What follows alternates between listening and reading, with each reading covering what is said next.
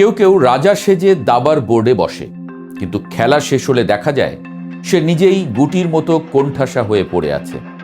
দক্ষিণ এশিয়ার এই দীর্ঘ উপাখ্যানে ভারত আজ ঠিক সেই অবস্থানেই এসে দাঁড়িয়েছে, যেখানে সে নিজেকে আঞ্চলিক আধিপত্যের স্বাভাবিক উত্তরাধিকারী ভাবতে চেয়েছিল, অথচ বাস্তবতার কশাঘাতে সেই স্বপ্ন এখন বারবার ভেঙে চুরমার হয়ে যাচ্ছে।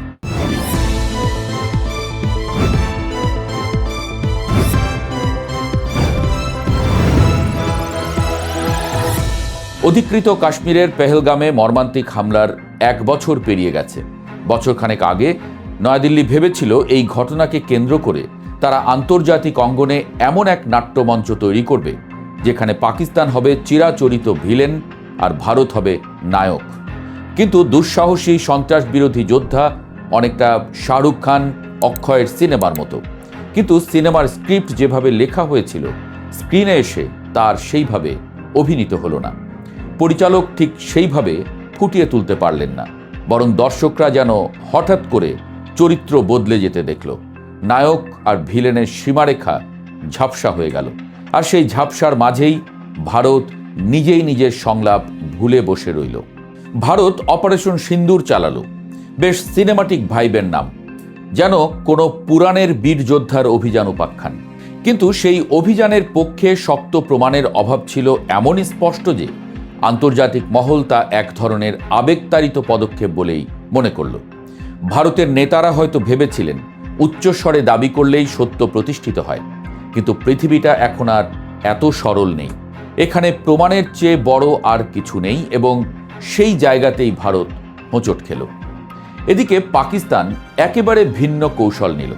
যুদ্ধের আগুনে ঘি ঢালার বদলে তারা নিজেকে শান্তির দূত হিসেবে উপস্থাপন করতে শুরু করলো। বৈশ্বিক উত্তেজনার এই সময়ে, বিশেষত পশ্চিম এশিয়ার সংকটের মধ্যে পাকিস্তানের কূটনৈতিক সক্রিয়তা আন্তর্জাতিক মহলে প্রশংসা পেল। যে দেশকে একঘরে করার পরিকল্পনা ছিল, সেই দেশই উল্টো মধ্যস্থতাকারীর ভূমিকায় প্রশংসিত হল। এ যেন নাটকের এক অপ্রত্যাশিত মোড়। ভারতের অভ্যন্তরীণ চিত্র কম নাটকীয় নয়। দেশের একাংশ যখন বলিউডের ধুরন্ধর 2 সিনেমার কল্পজগতে ডুবে আছে, তখন বাস্তবের রাজনীতি ও অর্থনীতি নীরবে অন্য গল্প লিখছে। যেন এক অবুঝ শিশুর মতো আবদার পূরণ না হলে যে আরও জোরে চিৎকার করে। ভারতের রাজনৈতিক ভাষ্যও আজ অনেকটা সেই রকম। বাস্তবতা যত কঠিন, কণ্ঠস্বর তত উচ্চ। অর্থনীতির কথাই ধরা যাক।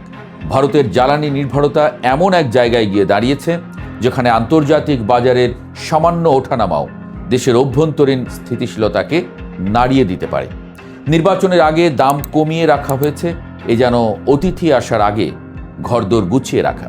কিন্তু অতিথি চলে গেলে যেমন আসল চেহারা প্রকাশ পায়, তেমনি ভোট শেষ হলে জ্বালানির দাম বাড়ার সম্ভাবনা যে বাস্তব, তা বোঝা খুব কঠিন নয়। আর জ্বালানির দাম বাড়লে বাজারের প্রতিটি পণ্যের দামও বাড়বে। এ যেন এক শৃঙ্খল প্রতিক্রিয়া। তার উপর সমুদ্রপথে জাহাজ আটকে পড়া, ইরান সংলগ্ন অঞ্চলে উত্তেজনা, এসব মিলিয়ে পরিস্থিতি আরও জটিল হয়ে উঠেছে। কিন্তু এসব খবর জনসম্মুখে খুব একটা আসে না, কারণ বাস্তবতার মুখোমুখি হওয়ার চেয়ে সেটিকে আড়াল করাই যেন এখন নীতিতে পরিণত হয়েছে। এই আড়াল করার কৌশলকে আরও সুসংহত করতে নতুন ডিজিটাল মিডিয়া আইন আনা হয়েছে। স্বাধীন কণ্ঠগুলো, যারা মূলধারার বাইরে দাঁড়িয়ে প্রশ্ন তুলতে পারত, তাদের কণ্ঠরোধের ব্যবস্থা এখন আরও কঠোর। সামাজিক যোগাযোগ মাধ্যমগুলোকে কার্যত রাষ্ট্রের অনুগত প্রতিষ্ঠানে পরিণত করার এই প্রয়াস এক ধরনের নীরব নিয়ন্ত্রণ প্রতিষ্ঠা করছে, যেন এক অদৃশ্য জাল যার ভেতরে ধরা পড়ছে মত প্রকাশের স্বাধীনতা।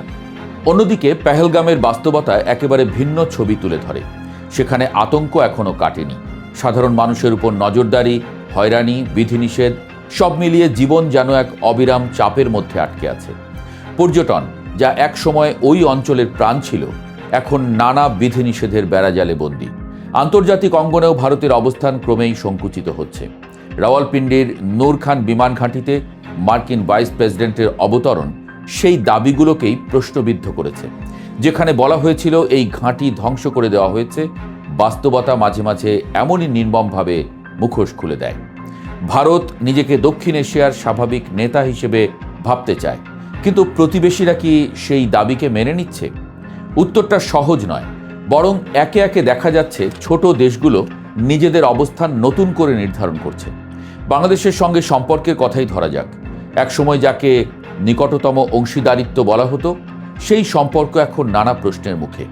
2024 সালের গণবিক্ষোভে শেখ হাসিনার পতনের পর ভারতের অবস্থান অনেকের চোখেই প্রশ্নবিদ্ধ হয়েছে। জনগণের দাবির পাশে না দাঁড়িয়ে বরং বিতর্কিত নেতাকে আশ্রয় দেওয়া, এই সিদ্ধান্ত জনমতের দৃষ্টিতে ভালোভাবে গ্রহণযোগ্য হয়নি। এখানে বিষয়টি শুধু কূটনৈতিক নয়, নৈতিকও বটে। অতীতে বাংলাদেশ ভারতের সংবেদনশীল অনুরোধ মেনে নিয়েছে। উলফা নেতা অনুপ চেটিয়াকে প্রত্যাবর্তন তার একটি বড় উদাহরণ। কিন্তু আজ যখন একই ধরনের প্রত্যাশা ভারতের দিকে রাখা হচ্ছে, তখন সেই প্রতিদান পাওয়া নিয়ে সংশয় দেখা দিয়েছে। ফলে বিশ্বস্ত মিত্র হিসেবে ভারতের ভাবমূর্তি ধাক্কা খাচ্ছে। পশ্চিম সীমান্তে পাকিস্তানের সঙ্গে সম্পর্ক তো আগেই উত্তপ্ত ছিল, এখন তা আরও জটিল হয়েছে। সিন্ধু পানি চুক্তি স্থগিত করা, যে চুক্তি যুদ্ধের মধ্যেও টিকে ছিল, তা আন্তর্জাতিক মহলকে বিস্মিত করেছে। এর ফলে শুধু কূটনৈতিক সম্পর্ক নয়, আস্থার ভিত্তিও নড়ে গেছে। নেপাল, যে একসময় ভারতের ঘনিষ্ঠ মিত্র ছিল, সেখানেও পরিবর্তন এসেছে। 2015 সালের অবরোধের স্মৃতি এখনও তাজা। নতুন সরকার চীনের সঙ্গে সম্পর্ক জোরদার করছে, সীমান্ত বিরোধ নিয়ে নতুন করে চাপ সৃষ্টি করছে। লিপুলেখ পাস নিয়ে বিরোধ যেন এক প্রতীক, যেখানে শুধু ভূখণ্ড নয়, আস্থার প্রশ্নও জড়িয়ে আছে। মালদ্বীপের #ইন্ডিয়া আউট আন্দোলন আবারও মাথাচাড়া দিয়ে উঠেছে। নতুন নেতৃত্ব প্রকাশ্যে ভারতের প্রভাব কমানোর কথা বলছেন। সামান্য সংখ্যক ভারতীয় কর্মী থাকলেও রাজনৈতিক প্রভাব এর ধারণা এতটাই প্রবল যে সেটি এখন মূল বিতর্ক। শ্রীলঙ্কায়ও একই চিত্র। অর্থনৈতিক সংকটে ভারত সাহায্যের হাত বাড়ালেও পরে বিভিন্ন চুক্তি নিয়ে বিতর্ক তৈরি হয়েছে। আদানি প্রকল্প নিয়ে স্থানীয় সমালোচনা, এগুলো দেখায় যে সাহায্যের সঙ্গে প্রভাব বিস্তারের প্রশ্ন জড়িয়ে থাকে এবং সেটি সবসময় স্বাগত হয় না। সব মিলিয়ে চিত্রটি একেবারে স্পষ্ট। ভারত যে আধিপত্যের স্বপ্ন দেখেছিল, সেটি বাস্তবতার পরীক্ষায় টিকছে না, বরং প্রতিবেশীরা নিজেদের স্বার্থ ও স্বাধীনতা রক্ষায় আরও দৃঢ় হচ্ছে। শেষ পর্যন্ত প্রশ্নটা খুবই সহজ: আধিপত্য কি আদৌ চাপিয়ে দেওয়া যায়? ইতিহাস বলে যায় না। নেতৃত্ব অর্জন করতে হয় আস্থা দিয়ে, সহযোগিতা দিয়ে, সম্মান দিয়ে, শুধু শক্তি দিয়ে নয়। ভারত আজ সেই সন্ধিক্ষণে দাঁড়িয়ে, যেখানে তাকে সিদ্ধান্ত নিতে হবে সে কি কল্পনার রাজ্যে বসবাস চালিয়ে যাবে নাকি বাস্তবতার কঠিন মাটিতে পা রাখবে।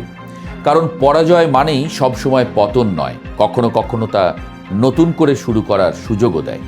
কিন্তু সেই সুযোগ কাজে লাগাতে হলে প্রথমে স্বীকার করতে হয় স্বপ্ন আর বাস্তব এক জিনিস নয়।